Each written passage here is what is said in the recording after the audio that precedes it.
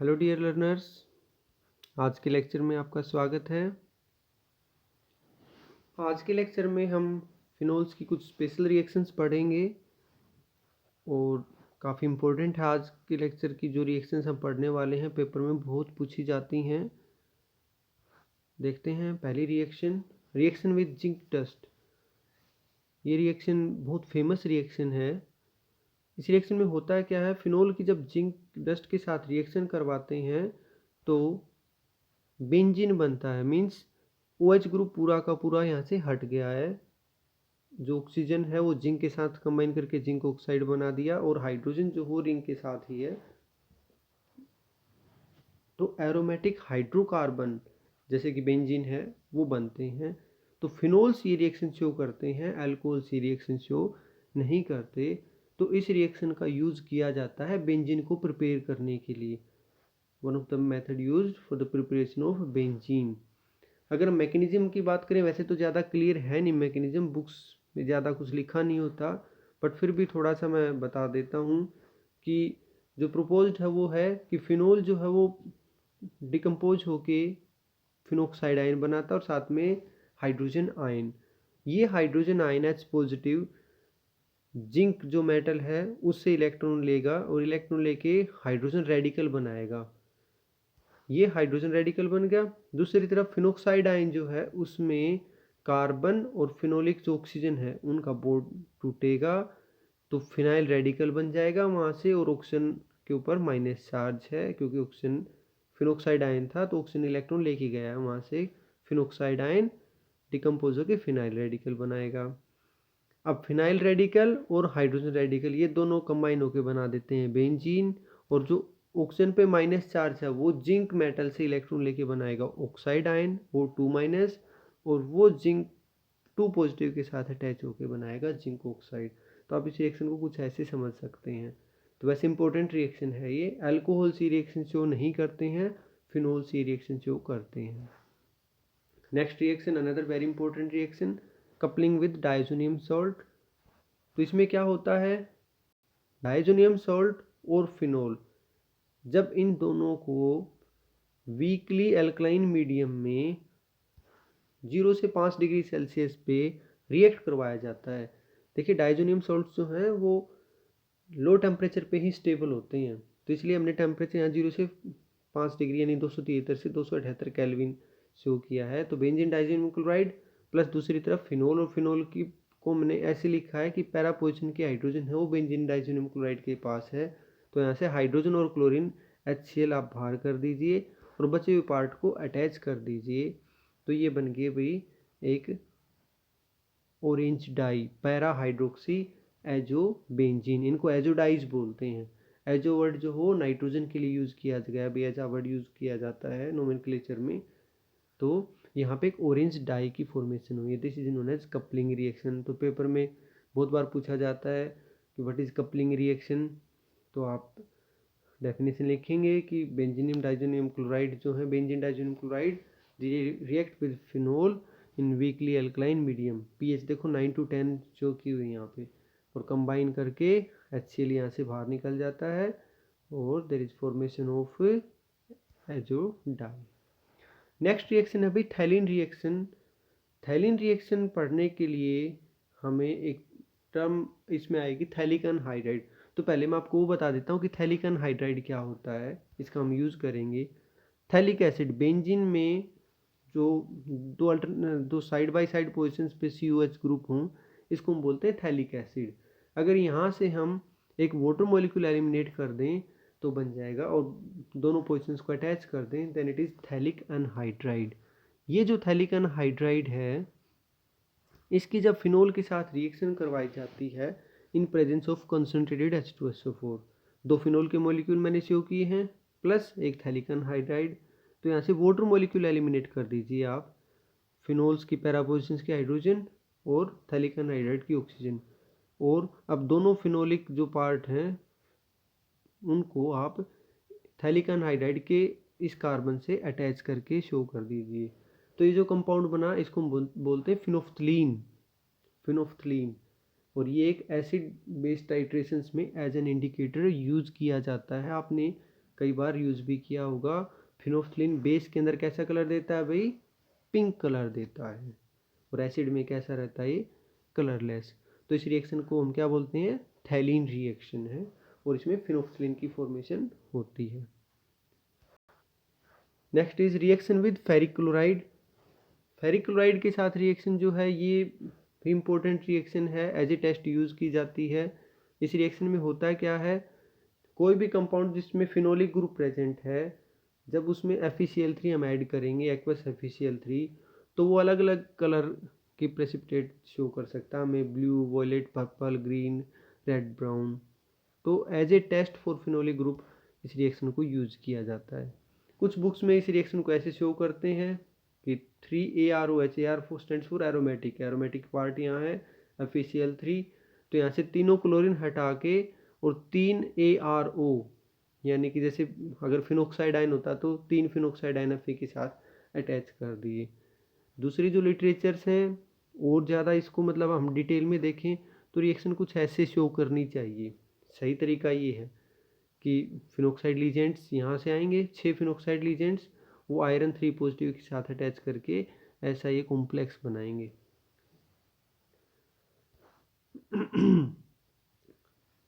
तो phenolic molecule जो हैं वो फेरिक क्लोराइड के साथ एक कॉम्प्लेक्स फॉर्मेशन करते हैं, रेडिश ब्राउन कह लो, वॉयलेट कह लो, ऑलमोस्ट इनकी मिक्स टिंट आती है उसके अंदर। तो एग्जैक्ट जो कॉम्प्लेक्स है वो ये बनता है, चाहे आप इनमें से कोई भी शो कर सकते हैं। अल्कोहल्स ये रिएक्शन शो नहीं करते हैं। अच्छा, इस रिएक्शन FeCl3 को हम यूज़ कर सकते हैं किसके लिए? फिनोल और बेंजोइक एसिड में आपको डिफ्रेंशिएट करना हो, बेंजोइक एसिड भी FeCl3 के साथ रिएक्शन शो करता है, but they show different colours. Phenol जो है वो वॉयलेट या रेड ब्राउन को ऐसा कलर शो करेगा, जबकि बेंजोइक एसिड जो है वो बफ कलर्ड प्रेसिपिटेट शो करता है, बफ कलर्ड प्रेसिपिटेट। नेक्स्ट जो रिएक्शन है वो है भी carboxylation reaction, most important reaction. अगली दोनों रिएक्शन, ये भी और इसे नेक्स्ट रिएक्शन, दोनों ही रिएक्शन पेपर में जरूर पूछी जाती हैं विद मैकेनिज्म। ध्यान से देखिए, नेम रिएक्शन है, कोलबेज रिएक्शन भी बोलते हैं इसको, या Kolbe's Schmitt reaction. Actually it's carboxylation. तो कार्बोक्सिलेशन में क्या होता है भाई? CO2 ग्रुप हमने ऐड करना है, डायरेक्ट हम कार्बोक्सिल ग्रुप जो है एरोमेटिक कंपाउंड में इंट्रोड्यूस करेंगे, इसको हम कार्बोक्सिलेशन बोलेंगे। तो इसमें क्या किया जाएगा? फिनोल लेंगे, और फिनोल का हमने लिया सोडियम सॉल्ट, इसके अंदर हम CO2 ऐड करेंगे। टेम्परेचर 400 केल्विन, प्रेशर जो है 4 से 7 एटमॉस्फेयर है। तो क्या होगा? ऑर्थो पोजीशन पे हमारा कार्बोक्सिल ग्रुप अटैच हो गया COONA, और अगले स्टेप में जब एसिडिफिकेशन करवाएंगे, HCl के साथ रिएक्शन करवाएंगे, तो क्या होगा? दोनों Na यहाँ से हट के उनकी जगह हाइड्रोजन आ गया। There is formation of hydroxy benzoic acid, या इसका कॉमन नेम है सैलिसिलिक एसिड, वो कॉमन नेम से ज़्यादा फेमस है, सैलिसिलिक एसिड बन जाएगा। पैरा प्रोडक्ट भी बनता है, बट वो बहुत कम अमाउंट में बनता है, ऑर्थो प्रोडक्ट ज़्यादा अमाउंट में बनता है। ये रिएक्शन कहलाती है भी कोलबेज रिएक्शन। तो पेपर में आता है व्हाट इज कोलबेज रिएक्शन, तो आपको यही लिखना है कि सोडियम फिनोक्साइड को जब हम हीट करेंगे CO2 के साथ at 400 kelvin temperature and 4 to 7 atmospheric pressure, then there is formation of sodium salicylate which upon acidification gives us salicylic acid as the major product। ये आपका हो गया कोल्बी रिएक्शन की डेफिनेशन। मैकेनिज्म वेरी इंपॉर्टेंट, मैं आपको बता दूं कि ये भी एक प्रकार की इलेक्ट्रोफिलिक सब्स्टिट्यूशन रिएक्शन ही है, और इसमें इलेक्ट्रोफिलिक अटैक कौन किसका होगा? कार्बन डाइऑक्साइड का। CO2 वो एक लेविस एसिड है एक तरीके से, क्योंकि CO2 के अंदर ऑक्सीजन 2 इलेक्ट्रोनेगेटिव, हाईली इलेक्ट्रोनेगेटिव हैं, तो वो कार्बन से इलेक्ट्रॉन खींचते हैं अपनी तरफ, तो कार्बन हो जाएगा इलेक्ट्रॉन डेफिशिएंट। तो CO2 एक तरीके से इलेक्ट्रोफाइल का काम करेगा, और उसके ऊपर फिनोक्साइड आयन जो है वो अटैक शो करेंगे हम। तो देखिए कैसे ऑर्थो पोजीशन पे मैं अटैक शो कर रहा हूँ इसका। आप मतलब यहाँ पे आप एनिमेशन से एकदम इजीली समझ सकते हो कि कहाँ एरो शो करना है, वो सारे यहाँ पे एनिमेशन से मैंने शो किए हुए हैं।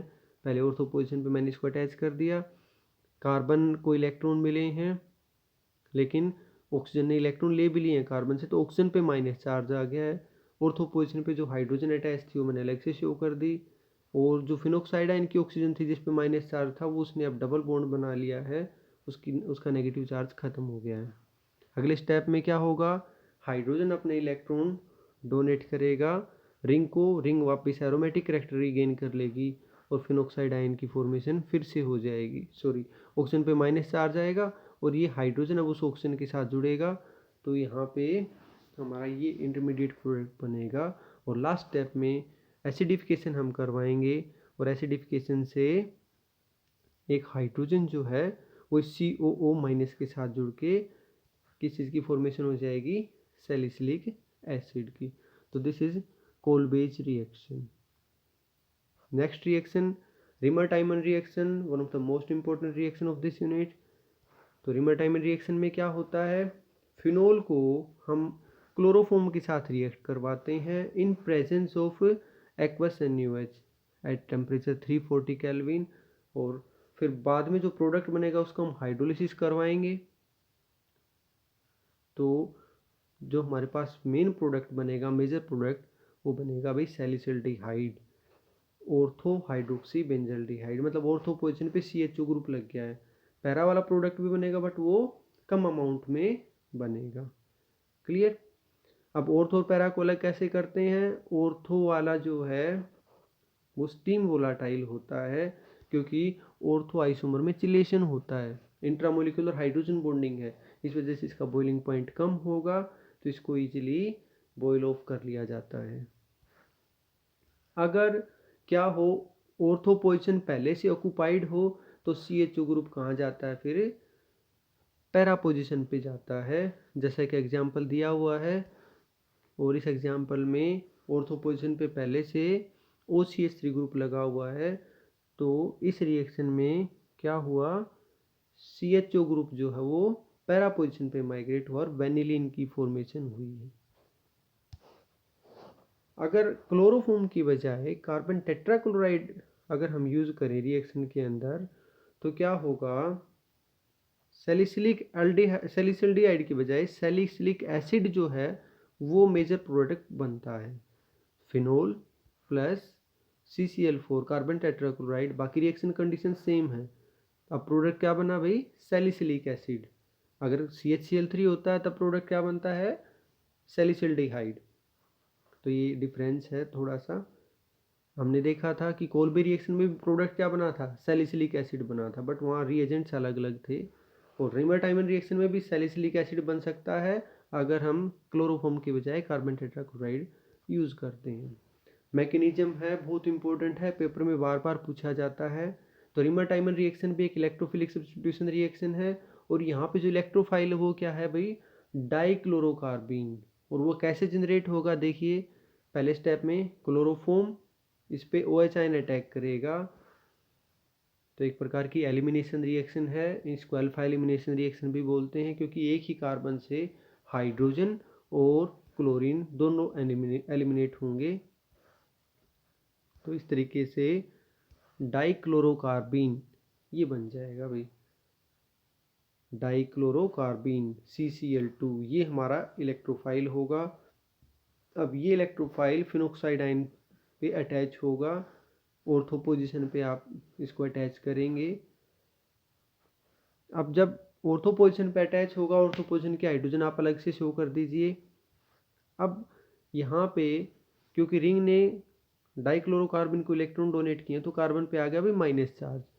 अब ये माइनस चार्ज इस ऑर्थो हाइड्रोजन पे अटैक करेगा, ये हाइड्रोजन अब इस कार्बन पे जुड़ जाएगा, ये इलेक्ट्रॉन जो कार्बन हाइड्रोजन बॉन्ड के हैं वो किधर शिफ्ट हो गए, रिंग को, रिंग वापस एरोमेटिक कैरेक्टर गेन करेगी, तो डबल बॉन्ड के इलेक्ट्रॉन ऑक्सीजन की तरफ शिफ्ट होके और वापस फिनोक्साइड आयन की फॉर्मेशन हो जाएगी।